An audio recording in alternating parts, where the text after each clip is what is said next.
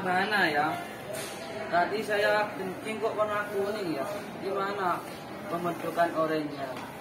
Nanti, oh iya aku punya teman, mungkin Saka sama Rian tahu.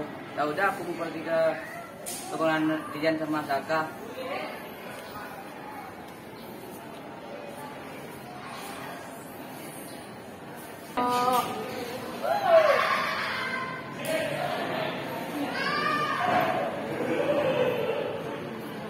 Teman-teman.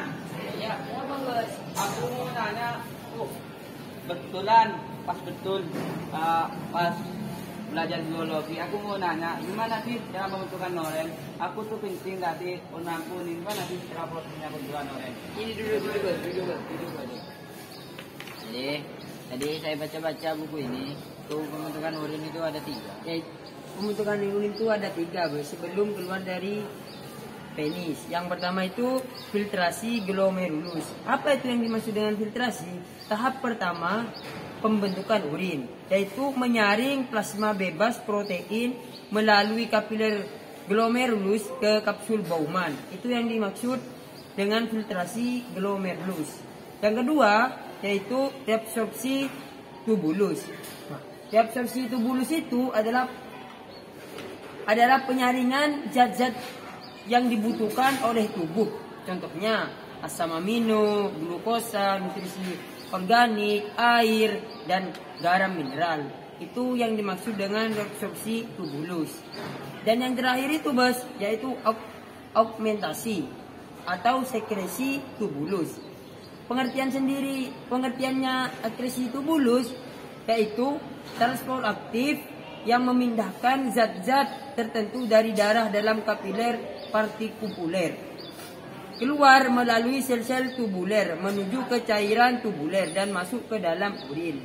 Itu tahapan-tahapan dalam pembentukan urin, yaitu ada 3. Adapun faktor-faktornya yaitu ada 2.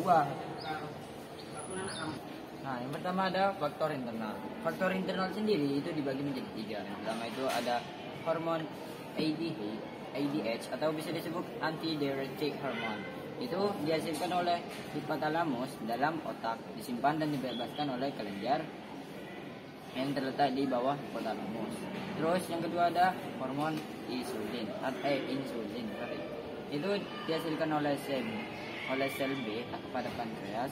Insulin berfungsi untuk menurunkan kadar glukosa darah dengan cara menginisiasi penyerapan glukosa oleh sel untuk diubah menjadi energi atau disimpan. Itu pengertian dari hormon insulin.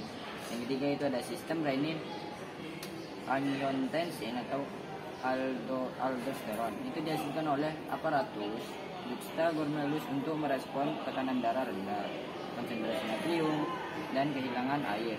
Itu yang dimaksud sistem renin angiotensin aldosteron. Yang kedua itu faktornya itu ada faktor eksternal. Tadi kan ada internal, ada eksternal.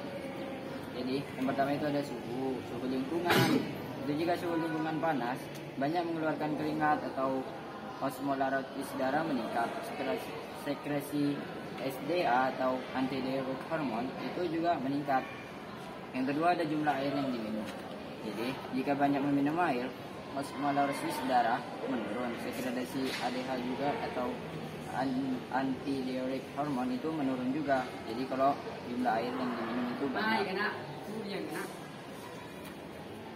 Ketiga di sini ada alkohol.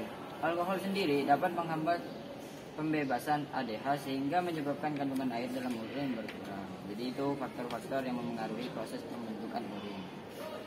Itu. Yang terakhir bos, yaitu adalah karakteristik urin, yaitu dibagi menjadi 4. Kan kamu katanya tadi urinnya warna kuning ya? Iya.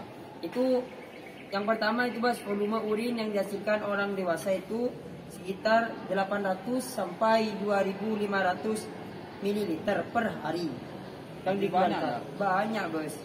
Dan yang kedua itu berwarna kuning pucat sampai dengan kuning tua. Urin yang masih segar tanpa jernih. Tetapi kalau didiamkan beberapa hari di ruangan terbuka, maka akan berubah menjadi keruh. Hal ini terjadi karena perubahan urea menjadi amonia bos. Apa aku boleh bertanya saya? Apa bos? Nah, kalau orang mengonsumsi narkoba itu apakah ketahuan sama polisi itu kalau dites urin. Kawan. Kenapa? Ya, karena ginjal itu menurunkan racun-racun yang kita konsumsi itu ke urin. Ke urin maksudnya lewat saluran urin. Nanti itu dikeluarkan dari urin itu tersebut racun-racun itu. Jadi kita bila mengkonsumsi narkoba itu bisa ketahuan melewati tes urin. Rata-rata polisi itu kan kalau nemu orang nongkrong itu pasti dites urin. Itu apakah mau mengkonsumsi narkoba gitu. Sekarang sudah paham? Ya paham. Saran saya bos, apabila kencing kamu warna kuning atau keruh, banyak minum air dan banyak gizi-gizi seperti sayur, susu dan lain-lain. Kalau kelapa itu, air kelapa itu apakah bagus untuk diminum? Lebih baik itu kamu itu mengkonsumsi 4 sehat 5 sempurna. Itu ada telur, ikan dan yang lain-lain itu. Nah, Bagus bos kalau kelapa itu, karena kelapa itu mengandung zat-zat yang melancarkan untuk pembentukan urin. ya, Udah, makasih. ya, sama-sama. Teman-teman, sekian video penjelasan tentang pembentukan urin dari kelompok kami. Kurang lebihnya mohon maaf. Jangan lupa like Komen. Subscribe. and share. Tunggu video selanjutnya. See you.